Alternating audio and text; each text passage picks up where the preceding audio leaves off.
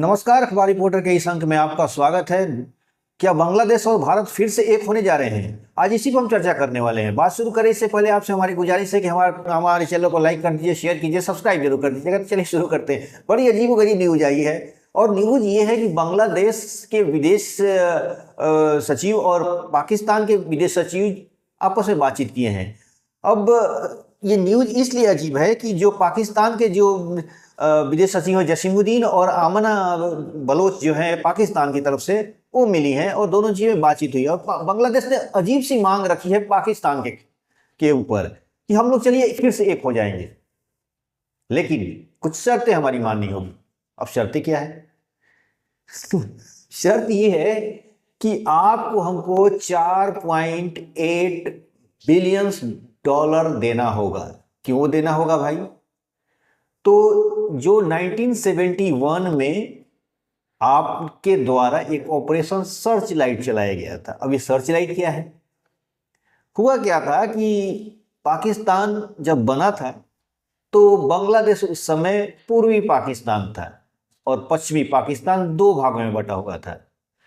अब कहानी क्या होती है कि बांग्लादेश के लोग थोड़े काले थे, थोड़े हाइट में कम थे, और पाकिस्तान के लोग थोड़ा लंबे और गोरे चिट्ठे होते थे, यानी पंजाब वाले क्षेत्र का। तो उन लोगों ने इनके ऊपर एक तरह से सेकंड क्लास सिटीजन का ट्रीटमेंट करना शुरू कर दिया और इनके साथ हमेशा भेदभाव होने लगा। इनके जो क्षेत्र की आबादी भी ज़्यादा थी, लेकिन उनको बजट में हिस्से नहीं दिए जाते थे। आर्मी में इनकी बहालियां नहीं होती थी। मैंने बहुत तरह से एक तरह से एक्सप्लॉइटेशन होने लगा। इन लोगों ने विरोध शुरू किया और विरोध किया तो आंदोलन होने लगे। तो पाकिस्तान के जो आर्मी वाले लोगों थे ने एक ऑपरेशन शुरू किया था सर्च लाइट, यानी हम खोजेंगे उन विद्रोहियों को जो पाकिस्तान से अलग होना चाहते हैं, उनको हम खोज के और उनको सजा दिलाएंगे। अब इस ऑपरेशन सर्च लाइट में जो कुछ हुआ ये बड़ा ही दुखदायक है बांग्लादेश के लिए। इन लोगों ने 30 लाख बंगालियों को मार डाला, यानी पूर्वी पाकिस्तान के 30 लाख लोगों की हत्या की। 10 लाख औरतों के साथ दुर्व्यवहार हुआ, बलात्कार हुआ, और कितने लोग हमेशा के लिए गायब कर दिए गए इसका कुछ अभी तक का रिकॉर्ड नहीं। तो बांग्लादेश ने यही कहा है कि भाई देखिए, पहली बात, मुद्दा नंबर 1, आपने जो 1971 में जो जेनोसाइड किया था उसके लिए माफी मांग लीजिए, पहला कंडीशन। दूसरा कंडीशन उसने रखा है कि जो हमारे और आपके बीच में जो उस समय तनाव हुआ था जिसमें जेनोसाइड हुआ था, हम चलिए वो भी माफ कर देंगे। आप पहला नाम माफी कर लीजिए, हम माफ कर देंगे, लेकिन एक और काम करना होगा आपको। 4.8 बिलियन डॉलर हमें कंपनसेशन देना होगा। जरा सोचिए। उसके बाद तीसरा उन्होंने शर्त रखा बांग्लादेश की तरफ से कि 1970 में एक साइक्लोन आया था, भोला साइक्लोन। बहुत ही लोग मारे गए थे उसमें। करीब 50 लाख बंगाली उस साइक्लोन के चपेट में आए थे और मारे गए थे। तो पूरी दुनिया से कुछ पैसे डोनेट किए गए थे पाकिस्तान को, क्योंकि उस समय पाकिस्तान ही था, पूर्वी पाकिस्तान कहा जाता था, ताकि इनको फिर से रिहेबिलिट कराया जाए, फिर से उनको मेडिकल एक तरह से मदद मिला था दुनिया भर से। ये मदद था 200 मिलियन डॉलर। लेकिन पाकिस्तान, यानी अभी का जो पाकिस्तान है, उन्होंने उनको मदद नहीं की, वो पैसा हड़प गए। तो बांग्लादेश ने बोला कि पहले तो वो पैसा भी हमें लौटा दीजिए। जो पैसा 200 मिलियन का डॉलर का जो दुनिया से हमको मदद मिली थी, यानी पूर्वी पाकिस्तान के लिए मदद मिली थी, वो आपने हड़प लिया, तो वो पैसा लौटा दीजिए। फिर एक कंडीशन दिया। कंडीशन ये थी कि जब भारत पाकिस्तान के जब बंटवारा हुआ था तो कुछ लोगों ने एक नारा दिया था, बट के रहेगा हिंदुस्तान, लेके रहेंगे पाकिस्तान। पाकिस्तान का मतलब क्या? ला इलाहा इल्लल्लाह। बड़े ही तरह के जोरों शोरों से ये नारे लगाए जाते थे, और ये नारे लगाने वाले ज्यादातर यूपी और बिहार के मुसलमान थे। और जब पाकिस्तान बना तो ये लोग पूर्वी पाकिस्तान चले गए, और ज़्यादातर ये लोग उर्दू भाषी थे, यानी उर्दू बोलते थे।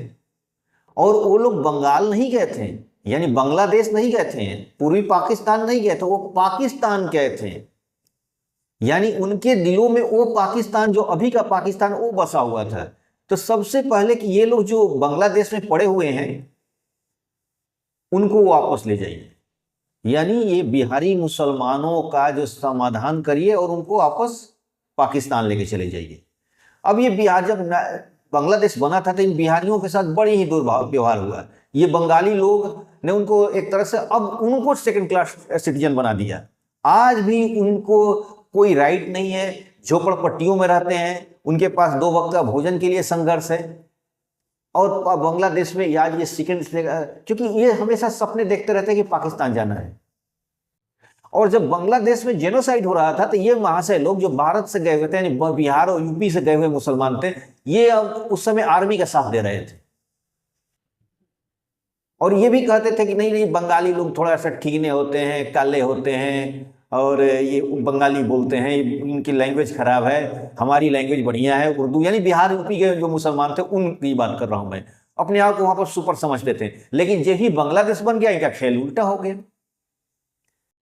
अब बांग्लादेशियों ने इनको चुन चुन कर खोजना शुरू किया कि ये लोग आर्मी के साथ मुखबरी करते थे, इनको मारना शुरू किया। तो आज वो लोग वहां पर फंस गए हैं। तो बांग्लादेश की लंबे समय से ये मांग रही है कि आप लोग इनको लेकर जाइए, यानी इन बिहारियों को आप पाकिस्तान उठा के लेके जाइए। तो ये मांग उन्होंने रख दिया है कि भाई अगर ये सब चीजें हमारी मांग पूरी कर देते हैं तो हम आपके साथ संबंध सुधारने की बातें करेंगे। अब ये बातें जब चली तो जाहिर सी बात है कि बांग्लादेश के जब विदेश सचिव लेवल पर बातें हो रही हैं, तो यानी ऑफिशियल बात हो रही है, तो पब्लिक का भी रिएक्शन आएगा, इंटेलेक्चुअल जो है उनका रिएक्शन आएगा, मीडिया वालों को क्या सोचना है इनका भी। तो भाई इन लोगों का भी बड़ा पॉजिटिव रिएक्शन है कि जब ब्रिटेन और फ्रांस एक हो सकते हैं, एटम बम अमेरिका जिस जापान को गिराया था जिसमें लाखों लोग मारे गए थे, वो जब जापान और अमेरिका हो सकते हैं तो पाकिस्तान और बांग्लादेश क्यों नहीं एक हो सकते हैं। अब ये सोचिए कि ये जिंदा कौम है, लोग बोलते हैं कि हम लोग जिंदा कौम है, पाकिस्तान का मतलब क्या, समझ गए ना। अब ये जिंदा कौम जिनकी औरतों के साथ बलात्कार हुआ, आज भी उस दौर के बहुत सारे नाजायज बच्चे बांग्लादेश में जन्म लिए हुए हैं जो वहां के बलात्कार से हुए थे। इतनी तरह की ज्यादतियां हुई थी वहां पर। अब जरा सोचिए कि उन औरतों का, वो लोग जो 5 लाख लोग मारे गए थे, 30 लाख लोग, 5 लाख तो साइक्लोन में मारे गए थे, 30 लाख जो बंगाली मारे गए थे, उनके परिवार के इमोशन को भी बांग्लादेश के जो पॉलिटिशियन हैं बेच दिए। इन लोगों ने, ये जिंदा कौम है जो पैसे के लिए क्या क्या कितनी गिर जाएगी ये जरा सोचिए। आप मुझे पैसा दे दो, हम आपके साथ संबंध सुधार लेंगे, हम भूल जाएंगे कि हमारी औरतों के साथ क्या हुआ था, हमारे सिटीजन के साथ क्या हुआ था, कितने लोग मारे गए थे। 30 लाख परिवारों को हम एक तरह से उनके दुख दर्द, उनका इमोशन को हम पाकिस्तान के हाथों बेच देंगे, बेचने के लिए तैयार है। इसके लिए सचिव लेवल की बातचीत हुई है। और मजे की बात, इसमें आमना बलोच को लाया गया है। जरा सोचिए, ये डबल मैसेज दिया जा रहा है। आमना बलोच यानी बलोचिस्तान, दुनिया को ये मैसेज दिलाया जा रहा है, बांग्लादेशियों को ये मैसेज दिलाया जा रहा है कि जिस बलोचिस्तान में देखते हो ना कि ट्रेनें उठाई हाईजैक कर ली जा रही हैं, रोज आर्मी के लोग मारे गए, ये सब बकवास है। उन्हीं का तो बलोच आपसे बात कर रही है, एक बलोच लेडी की बात कर रही है जो पाकिस्तान की तरफ से बात कर रही है। यानी हम लोग में सब कुछ सब कुछ ठीक ठाक है, सब कुछ ठीक नहीं है। ये नाटक कर रहे हैं, आप पूरी दुनिया समझ रही है इस नाटक को। और ये बांग्लादेशी जो अपनी औरतों के आजमत को, इज्जत को बेचने के लिए तैयार हो सकते हैं। आपने वो देखा था क्या सीन अफगानिस्तान में, जब औरतों को छोड़ के मर्द भाग रहे थे। जब तालिबान आया था तो लोग हवाई जहाजों पर लटक लटक के भाग रहे थे, जिसमें औरतें नहीं थीं। ये जिंदा कौम है जो अपने बच्चों, अपनी औरतों को छोड़ के अपनी जिंदगी बचाने के लिए अमेरिका भाग रहे थे। ये नहीं सोच रहे थे कि उनका क्या होगा,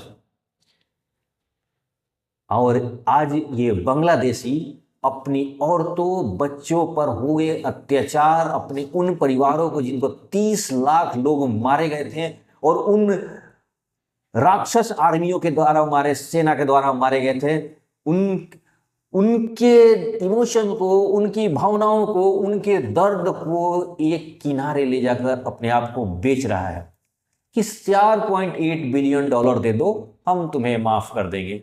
तुम इन हत्याओं को, 30 लाख लोगों की जो हत्याएं कराए थे, करीब 10 लाख लोग औरतों के साथ जो बलात्कार हुआ था, उसके लिए माफी मांग लो, हम तुम्हें माफ भी कर देंगे।